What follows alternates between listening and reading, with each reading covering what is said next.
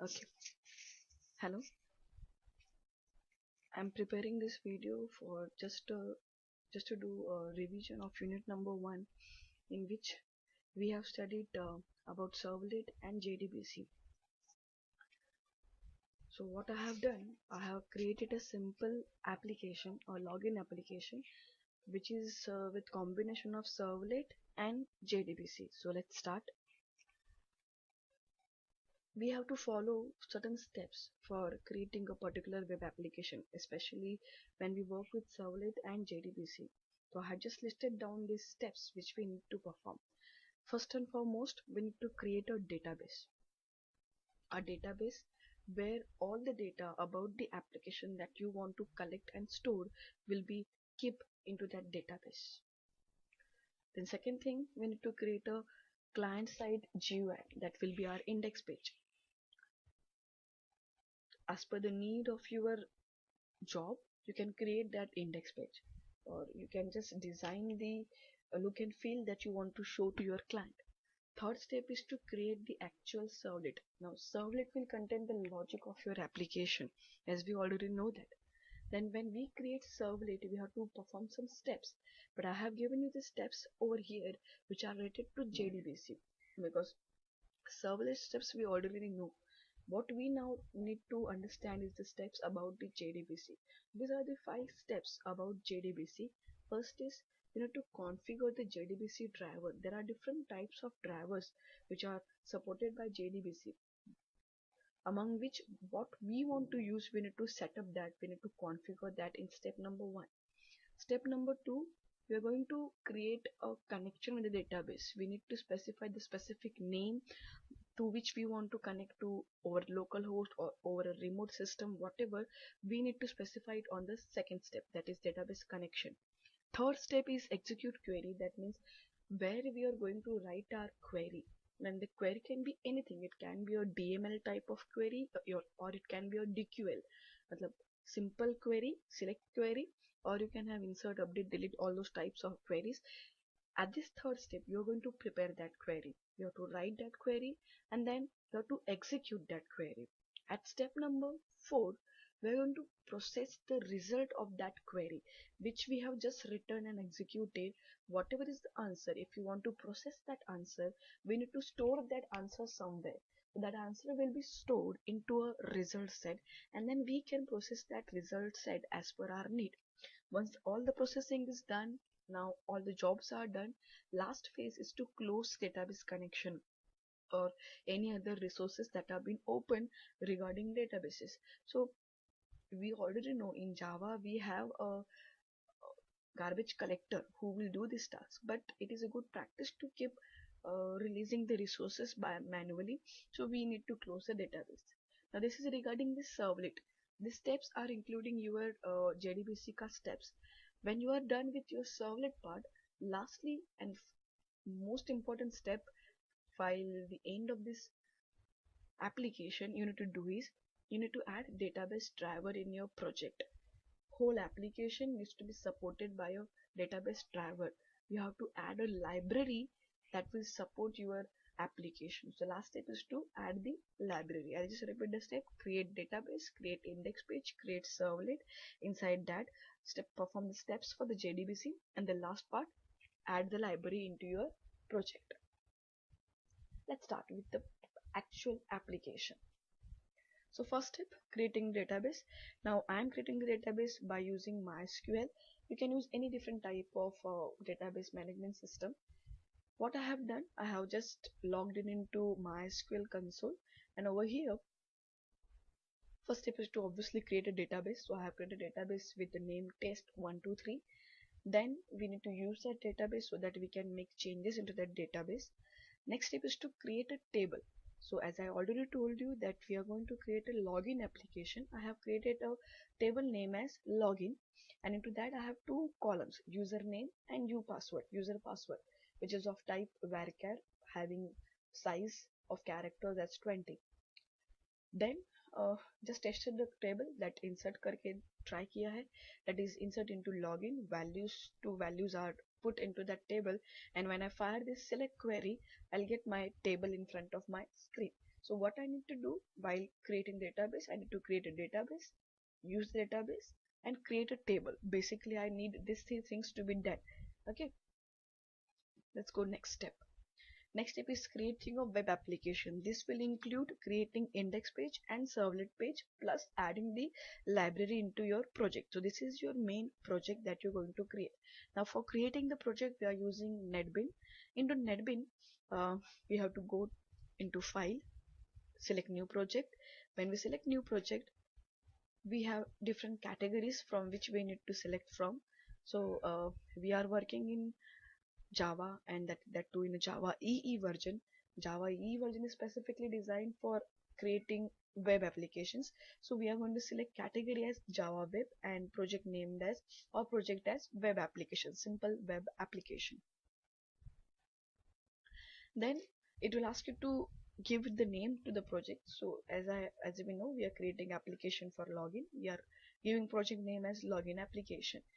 If you want to make changes on the location, project location, you can make the changes in the project location by clicking on the browse button, and you can store your project wherever you want to store. Now once you finish that steps, uh, in the previous steps you will have to undergo two more pop-up windows where you have to do nothing, they will ask you for the framework, and they'll tell you what type of Java version they are using, what server they are using. Keep everything as it is on your system, and when you click on finish, you will see this index page popping up into your window. This will contain the basic structure of your index, which will be in your HTML language. Normal HTML tags will be there. Here we will create the GUI. Now basically what I want when I create a login application, on login page, normally we see only two text boxes and two label, one for putting username, another for putting password, and there will be button for just login. So in the same way, you can see we have created two labels and two text boxes, one of type text and one of type password, so that my password will remain encrypted, and there is one button as login. Now when any user from client side clicks on that login button, some action must be taken. Some action must be taken. So that action part we need to write into a form tag, which will have a property as action property. Into the action property, I'm going to specify the name of the page where I want to navigate to. Over here you can see I have written as we are going to call, or we are going to navigate from index page towards a page called as login solid. Now basically this is a Java file, and which is nothing but our servlet, and into this you can see we have written a method as get method. Now we are about to create a servlet, or we will create a servlet of type HTTP, and when we create a type servlet as HTTP servlet, we have different methods available. There are methods as get method, put method, post methods, so among which we are using get method. So this will just tell our runtime environment that whom to call and how to call. Whom to call is login servlet, and how to call is this get method. We need to navigate towards this get method. So this will make up your index page. We'll go next. When we execute this index page, this will look something like this. Okay. Now step number 3 is creating the servlet or the logic of your application. So what you need to do, inside your project, you will see on the left hand side there is a project tree, and inside your project you will see a source package tab. Over that source package tab, you have to right click on new, and go to servlet. When you click on that, you will see a pop-up window appearing in front of you, which will ask you to fill the details about your servlet. So what most importantly you need to do is just change the name of the class. Okay, now if you notice, this name login servlet is exactly same as I have written into the index page in form tag action property. So you have to write it exactly similar.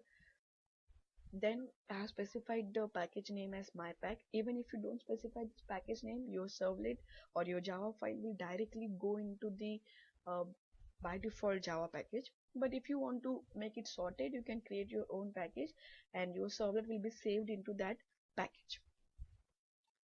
Our next step, this is very important.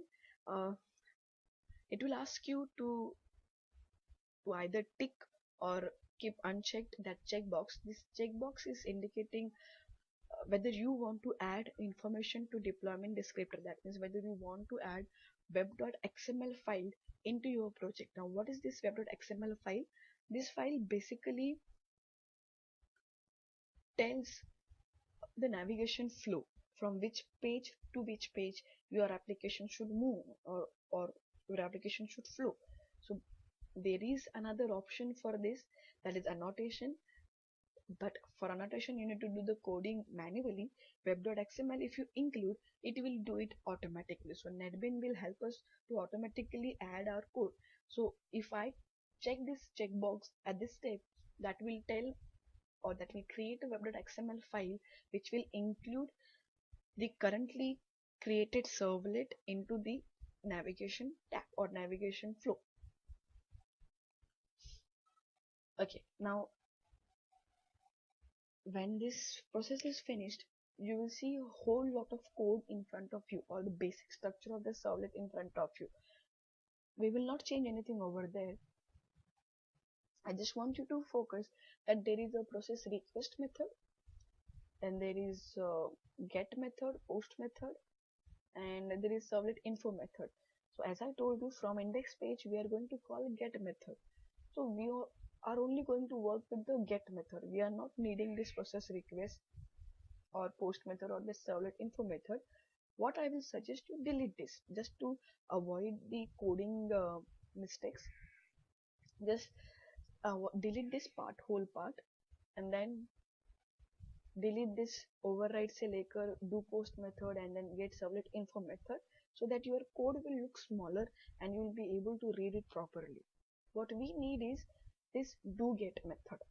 Okay, so we are only interested into doing coding into this do get method just because we are calling get method from our index page. Now there are list of packages, there are list of import statements. Our class name is specified. We are extending HTTP servlet and HTTP servlet request interface, HTTP servlet response interface are having their objects. So everything is set. Now we need to do the code into do get method. What first thing we need to do is we need to add a import statement. Already there are few import statements present. We are going to add one more import statement, that is java.sql.star semicolon. Now why we are adding this import statement? Just because into our code we are going to fire some queries or execute some queries. Those queries are going to be from SQL language, so we need to support, our application needs to support that SQL package. Even JDBC is also needed to be supported by this java.sql package. So that is the first thing. We need to add one more package, one more import statement into our coding. Then what we need to do, what our application is expecting from us, that from index page client will enter his username and password, and when that username and password is navigated towards the servlet page, our servlet page will check whether the correct username is specified with correct password. So we are going to do authentication. So first we need to, what we need to do is we need to retrieve, or we need to fetch the username and the password provided by the client. So for that we have a method called as get parameter method. If you see, we are using that get parameter method, and there is a parameter inside that get parameter method, is that we are just specifying the names of the text boxes that are there into index page. So whatever names you will give into index page for a particular text box of which you want to fetch the value, you need to specify that name into that get parameter list. What it will do, it will just go and directly contact that parameter. That is, for example, in our case we have given name as uname, so it will just fetch the value from uname text box, and then it will fetch the value from upass text box. So for storing those two values, we have created two more variables with just to avoid confusion with the same name. Then I have also declared one more variable as dbpass. Now this variable is used for storing the password which we are going to retrieve from the database, because ultimately what we need to do, we are going to check the password provided by the client and the password provided into the database. If both matches, then the user is valid user, otherwise the user is not valid user. So we also need a third variable for storing the password. Then at this point we are going into the steps of JDBC, which 5 steps I have already told you. So here we will see one by one all those 5 steps. The first step is configuring the driver. For configuring the driver, we will require basically two methods. One is called as class.forName method, another is called as new instance method. Now this class.forName method, what it will do, it will just try to locate, load and link the database drivers at the runtime, whichever you have specified into that bracket. So in our case, we have specified com.mysql.jdbc.driver. Now why I have written MySQL? Just because initially at the step number 1, we have created our database in MySQL. So that driver name is specified over there. Our class.forName method will try to locate that driver. That driver is available in our system. It will get loaded and connected with our application. Then the new instance method will create a copy or an instance of that driver so that we can use it for our application. That's it. This is just step number 1, configuring the driver. Then step number 2, connect with the database or establish a connection with the database. So on the second line, you can see we are using a class called as connection class, which belongs to JDBC API. We are creating object of that connection class as con, and then with the help of driver manager, we are having a method called as get connection method. So we are using that method and we are trying to establish a connection with the database that we want to communicate with. So in get connection parameter list, we need to specify the database URL, which will be the path that will connect you to the respective database. Now the database URL is divided into 3 parts. First part is this subprotocol. Subprotocol name is the name of the database that you are working with. So in our case, we are working with MySQL. The subprotocol name is MySQL. Then the subname will be the localhost/test. Localhost because we are working on our local systems, so we are going to connect to the localhost, and /test means the name of the database. So by mistakenly it is written test over here, but if you see in the coding, it is test 123. It is the same database we have created into step number 1. Then comes the username and password. Into that we have to specify the username and password which we have implemented while installing the MySQL. If there is no username and password, you don't need to specify that. You can skip that part. So this is step number 2, where we are connecting with the database. And step number 3, prepare and execute the query. Okay, we need to create a query statement and then we need to execute that query statement. So there are 3 different ways for creating the query statement. Either you can create a statement by using the statement class or prepared statement class or callable statement. As we can see, we have created with a statement with the prepared statement. Into this, we have a method as prepare statement, inside which we are passing our normal basic SQL query, that is select upass from login table, where username is equal to the name specified by the client. So we are going to refer this column of this table where the username is specified as per the client. If the username match with the username in the database, the respective password of that username will be fetched and keep in the result set. So this is the second step that we need to execute. First, we only prepare the statement. Second, we are going to execute it. So as I told you, there are 2 different types of statement, DQL and DML. DQL is only select statement and DML is insert, update, delete. So if you're using a DQL statement, you're going to use a command as execute query. Otherwise, you're going to use a command as execute update. So execute query will actually execute the query on the database, and whatever is the output of that database will be stored temporarily inside the result set, which you can process or do whatever you want to do. This is step number 3. In step number 4, we're going to process the result set. We have various methods over here.